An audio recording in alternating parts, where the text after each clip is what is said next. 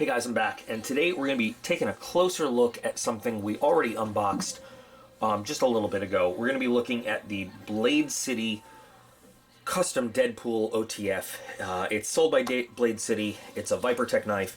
It's pretty cool. We're going to be comparing it to my favorite OTF knife, the Benchmade Infidel. We're just going to take a look at it, mess with it a little bit, talk about it. Maybe I'll turn the box right side up right away. So, to start with, packaging is nice. You know I like packaging. Proudly marked box. You know, magnetic seal and everything like that. So if you're into keeping your boxes and storing it in your boxes, pretty good. Comes in a pretty decent nylon sheath. The nylon could be a little bit thicker, but, you know, it's not bad. It has what I think is, I'm not sure if this is real leather or faux leather, I'm not sure, but got a little accent there at the top. Rubberized nylon on the inside there for a little bit of weatherproofing. Adjustable belt loop, not MOLLE or anything like that, but basically got a vertical carry option, period, on this thing. But of course, if you're crafty, you can rig stuff up. The knife itself has a belt clip as well, so you don't have to carry it only in the sheath. Comparing it to the Infidel, it's about comparable in size. They're both aluminum framed. The ViperTech is a bit heavier than the Infidel, but of course I'll put specs for all the ViperTech stuff. It feels about twice as heavy. So what makes this the custom Deadpool? It's the kind of dark red, maroonish, and black color scheme, and this is all Cerakote. So we've talked about Cerakote on this channel before. Cerakote is one of the finest coatings that you can put on an object, and Cerakote can go on metal, it can go on plastic, it can go on just about anything. In terms of scratch resistance, corrosion resistance, it is really one of the top of the market, top of the line coatings you can put on it. So basically everything on this has been Cerakoted, all the hardware, the button, your clip, your back end glass breaker here, everything's been coated. One of the things about Cerakote, though, is it will pick up any imperfections in the knife. And I'm not calling this an imperfection, but in terms of finishing, you can see a lot of grind marks there from the finishing.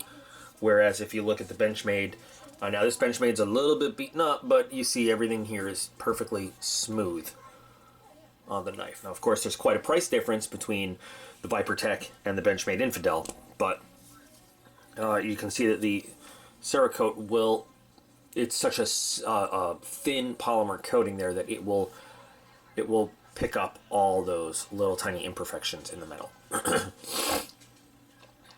Fit and finish is generally pretty good.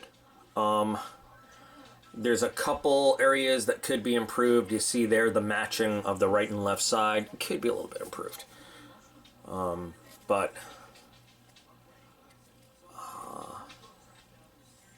no. In general, fit and finish is pretty good on this.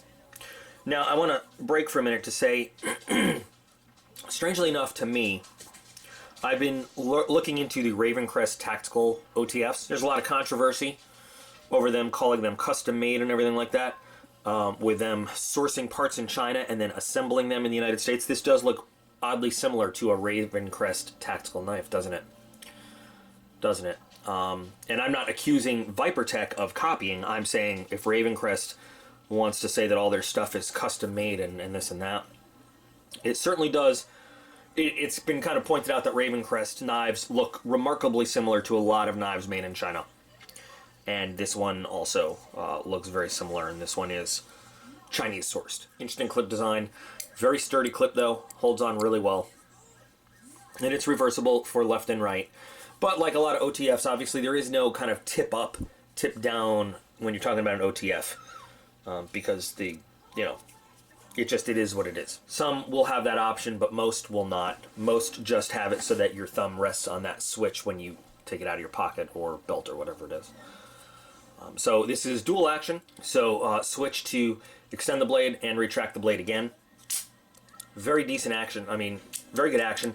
A little harder to get that blade back in than out. Especially when you still have a thumb that's still recovering from a ligament and a muscle tear just a little while ago, but I mean, it deploys with some force. Some of the cheaper OTFs have a real rattle. There's a little rattle in the clip there, but if you hold that down,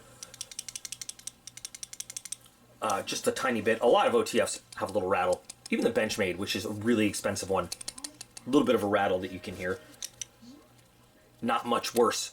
Now it's gone completely. There we go. Not much worse with a cheaper option like the ViperTech. Size-wise, cutting edge, just slightly smaller than the Benchmade.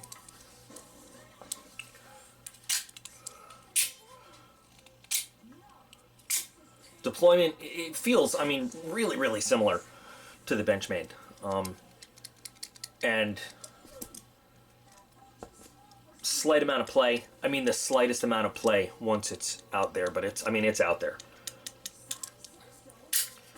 I demonstrated this during the unboxing, but it does, safety-wise, function correctly, where if there's anything blocking the deployment of that blade, it stops, so that you don't accidentally deploy this in your pocket through your leg or anything like that. And it's easy to flick back out and then put back on track.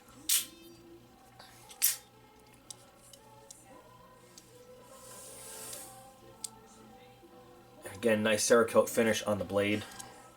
In terms of feel in the hand, the clip I think is a little aggressively canted outwards there. It does bite into the hand just a little bit, just a tiny bit. Nothing too bad, but I think they could have gone with a little less of an angle there.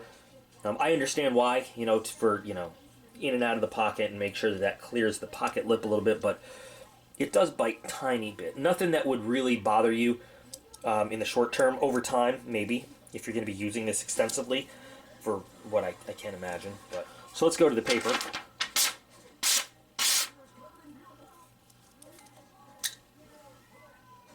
Cord cut, a little rough. A little bit of effort to cut through there, but not much. So really, I mean, you've got a sharp blade. It just could be a little bit better honed right out of the package. So as OTFs go, I mean, you can find cheaper for sure. You can find more expensive. For this one, the reason they bill it as custom is because of the color scheme. It's their Deadpool custom color scheme. Mechanic-wise, it's solid. I mean, I've opened and closed this thing over 100 times, and besides the retraction being a little difficult on the thumb, I mean, it has not mechanically failed at all. It's a good, solid knife. While there are some fit and finish issues, I'd say that the ViperTech, in terms of mechanically, what do you need your OTF knife to do? It passes. I'm not a huge OTF guy, so, I would hope that some of you guys that have a lot more experience with them, that carry them regularly, if you guys do, would chime in and tell me what you think of it. I certainly would probably think about carrying a model with a single edge rather than a double edge, just for ease of maintenance. Why maintain two blades when you don't have to? When a single edge blade will work just as well for utility purposes. But in general, as part of the collection, I think it's a pretty good knife. Better than decent. Not great, but good. It's a good OTF, strong, solid knife. So let's hear your thoughts on it. What do you guys think? But anyway, yeah, so there you go. I know some of you guys have wanted to see this a little bit more close up and a little closer look at this guy right here. And this is a really nice knife. I mean, I enjoy the aesthetics of it. This is not something I'm prone to carry, but collection-wise, it's pretty cool to have. I've said that in my video about the difference between automatics, spring assist, and manual opening knives. If you haven't seen that, I'll put a link to that in the video description. But, to me, OTFs are more of the cool to have. There are so many knives out there that are engineered today that are so good. You don't even need an automatic for good one-handed opening, but this is definitely cool to have. So, let's hear all of your thoughts about this in the comments, and what you guys carry, and, if you're an OTF type guy, and what you think of it. And thanks. I appreciate you guys all. If the giveaway contest results and winners haven't been posted by the time you see this, I promise they will be very, very soon. I'm just about done with collating all of those entries and everything. You guys are super awesome, and I'll be back again real soon.